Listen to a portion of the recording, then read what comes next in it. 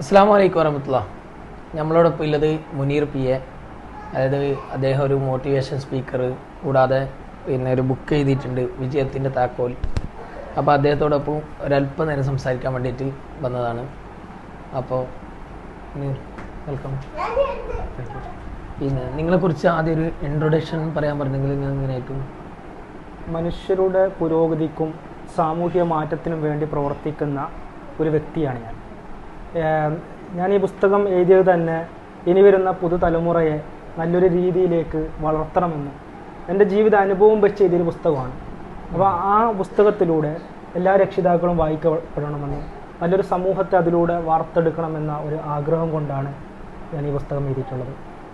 നിങ്ങളിപ്പോൾ ഈ ഫീൽഡിൽ വന്നിട്ട് എൻ്റെ അറിവിൽ ഏകദേശം ഒരു 3-4 വർഷമായി കാണും. അതിന് മുമ്പ് നിങ്ങൾ വിദേശത്ത് മറ്റുള്ള കാര്യങ്ങളിൽ ഉണ്ടായത്. എന്തുകൊണ്ടാണ് ഈ ഫീൽഡ് നിങ്ങൾ തിരഞ്ഞെടുക്കാൻ കാരണം? ഞാൻ എൻ്റെ 16ാമത്തെ വയസ്സിൽ ഈ പ്രവർത്തനം തുടങ്ങിയിട്ടുണ്ട്. അന്ന് മുതൽ തന്നെ എനിക്ക് അറിഞ്ഞിട്ടുണ്ട് എൻ്റെ പാഷൻ ഇതാണെന്നും എൻ്റെ ലക്ഷ്യം ഇതാണെന്നും മനസ്സിലായിട്ടുണ്ട്. അപ്പോൾ അന്ന് മുതലേ ഞാൻ പഠന ലോകത്തും അതുപോലെ പല യാത്രകൾ ചെയ്യുക, അറിവ് നേടുക, ഇതിനു വേണ്ടി പ്രവർത്തിക്കുക, മറ്റുള്ളവർക്ക് സമാധാനം നൽകുക, ഇത് വിദേശത്ത് ജോലി ചെയ്യുമ്പോൾ തന്നെ ഉണ്ട്.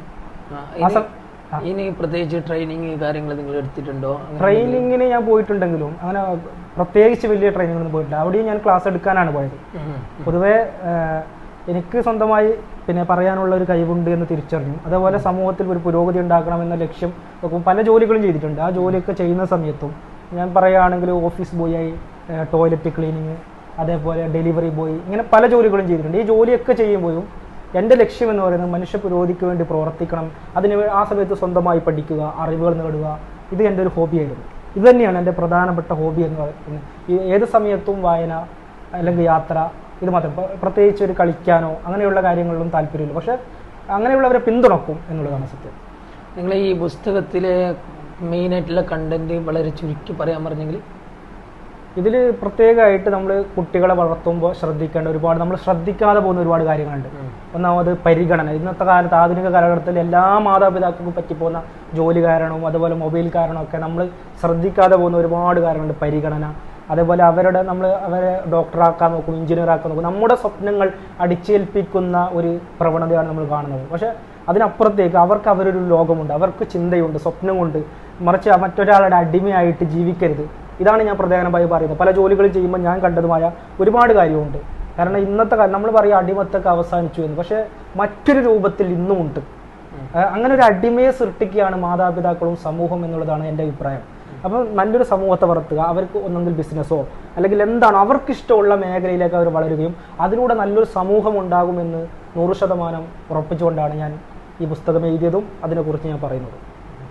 അല്ല, നിങ്ങൾക്ക് ഈ ഫീൽഡിലേക്ക് വരാൻ തുടക്കകാലത്ത് എന്തെങ്കിലും ഒരു പ്രചോദനം ഉണ്ടാവുമല്ലോ.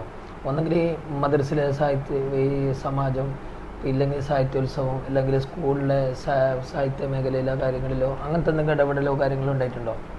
അല്ല, ഞാൻ ചെറുപ്പത്തിലൊക്കെ പ്രസംഗത്തിലൊക്കെ ഫസ്റ്റൊക്കെ കിട്ടിയിട്ടുണ്ടെങ്കിലും പക്ഷേ ഒരു 15-16 വയസ്സാകുമ്പോൾ എല്ലാവരും ലക്ഷ്യത്തെക്കുറിച്ച് ചിന്തിക്കും. അപ്പോൾ ഞാനും ചിന്തിച്ചിട്ടുണ്ട്, എന്താണ് എൻ്റെ ലക്ഷ്യം, എന്താണ് എൻ്റെ കഴിവ്. ഇങ്ങനെ ഒരുപാട് ശ്രമങ്ങൾ നടത്തിയിട്ട് അവസാനം പല ജോലികളൊക്കെ ചെയ്യുമ്പോഴും ഞാൻ മനസ്സിലാക്കി എൻ്റെ കയ്യിൽ എന്താണുള്ളത്. ഓരോ ആളുകൾക്കും ഓരോ കഴിവുകൾ ഉണ്ടാവും. ചില ആളുകൾക്ക് പാട്ട് പാടാനോ അല്ലെങ്കിൽ സോഷ്യൽ വർക്കോ പലതും ഉണ്ടാവും. എൻ്റെ മേഖല എന്താണെന്ന് ഞാൻ തിരിച്ചറിഞ്ഞ അന്ന് മുതൽ ഞാൻ ഇതിനു വേണ്ടി പ്രവർത്തിക്കുന്നു എന്നുള്ളതാണ്. ഇപ്പം നിങ്ങളെ കോൺടാക്ട് നമ്പർ കാര്യങ്ങളെല്ലാം നിങ്ങൾ സോഷ്യൽ മീഡിയയിൽ ഇടുന്നുണ്ട്. അപ്പോൾ ഏത് രീതിയിലുള്ള ആൾക്കാരാണ് നിങ്ങളെ ബന്ധപ്പെടണമെന്ന് നിങ്ങൾ ആഗ്രഹിക്കുന്നത്? നിങ്ങളുടെ സേവനം ആവശ്യമുള്ള ആൾക്കാരാര്, ക്ലയൻ്റ് ആര് നിങ്ങളെ? ഒന്നാമത് ബിസിനസ്സിലും ജീവിതത്തിലൊക്കെ തോറ്റുപോയി എന്ന് തോന്നുന്ന ആളുകൾ, അങ്ങനെയുള്ളവർക്ക് ഒരു മാനസിക പിന്തുണ. ഞാൻ കൗൺസിലിംഗ് നൽകാറില്ല, മറിച്ച് അവർക്ക് പ്രചോദനം. ഇനി കൗൺസിലിംഗ് ആവശ്യമുള്ളവർക്ക് ഡോക്ടറുടെ അടുക്കൽ കൊണ്ടുപോകാൻ ഞാൻ സഹായിക്കുന്നുണ്ട്. ഒരു ചാരിറ്റി ആയിട്ട് ഞാൻ ചെയ്യുന്നുണ്ട്, മാനസിക പിന്തുണ നൽകുക. അതേപോലെ ഈ ഫേക്ക് ലോണിലൊക്കെ പെട്ട് ഇപ്പം നമുക്കറിയാം, ഇന്നലെ വരെ ന്യൂസ് വരെ കണ്ടിട്ടുണ്ടാവും ആത്മഹത്യ ചെയ്ത സംഭവമൊക്കെ. ഇങ്ങനെ ഫേക്ക് ലോണിലൊക്കെ പെട്ട ഒരുപാട് ആളുകളെ ഞാൻ സഹായിച്ചിട്ടുണ്ട്. ഈ പ്രശ്നത്തിൽ നേരിട്ട് ഇടപെട്ടുകൊണ്ട് തന്നെ പ്രശ്നങ്ങൾ പരിഹരിച്ചു കൊടുക്കുന്നുണ്ട്.